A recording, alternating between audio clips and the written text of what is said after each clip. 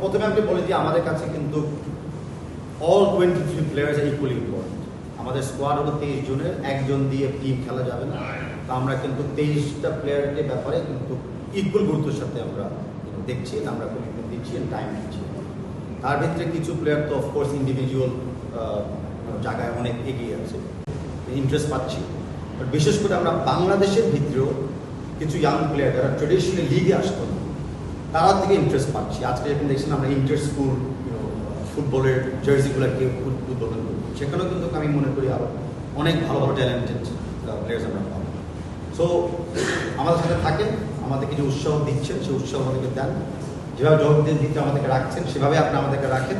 বিশেষ করে আপনাদেরকে একসাথে নিয়ে আমরা খালি ইন্ডিয়া ম্যাচ না, আরও অনেক বড় টিমের সাথে আমরা খেলতেও পারবো, এর ভালো খেলাও পারবো। ফুটবল এখানে আমি ক্লিয়ারলি আপনাকে বলতে চাচ্ছি যে আমরা সবসময় একটা ডেফিনেটলি প্রফেশনালিজম একটা সিস্টেম আমরা বজায় রাখি। তার ভিতরে ডেফিনেটলি কিছু উইকনেস থাকতেই পারে, যেটা আমরা সবসময় ওপেন টু রেকটিফিকেশন। আমাদের বর্তমানে স্কোয়াডে ছিল 30 জন, তার ভিতরে 29 জন কিন্তু সাউথ থেকে গিয়েছে।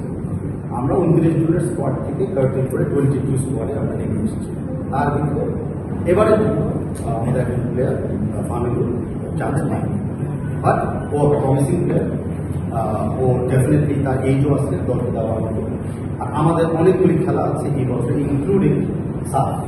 অতগুলি ম্যাচ যদি আমরা চিন্তা করি, আমাদের কিন্তু মোটামুটি অল 30 জন স্কোয়াডকেই লাগবে, কম বেশি ইঞ্জুরি প্লাস অন্য কোনো স্টেজে। সো এখানে কোনো ধরনের মানে আমি বলতে পারি নিয়মের করতে লাগবে।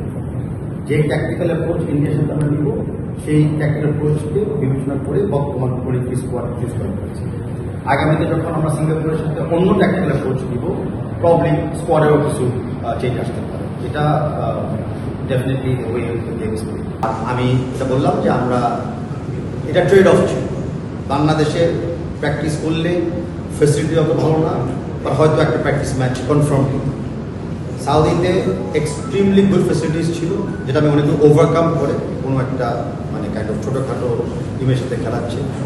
জাস্ট আনফর্চুনেট যে সুদান টিমের যে প্র্যাকটিস ম্যাচটা কনফার্ম ছিল, সেটা ওই দিন সকালেই ওনাদের একটা ইন্টারনাল কারণে হয়নি। বাট আমরা মনে করি যে ওই ম্যাচে অনেকটা ইনজোর্ড হয়ে যাবে। So one never knows. আমরা যে দূর আসছি সেটার উপরে ভরসা রেখে আমরা 25 তারিখ থেকে তাকিয়ে থাকি।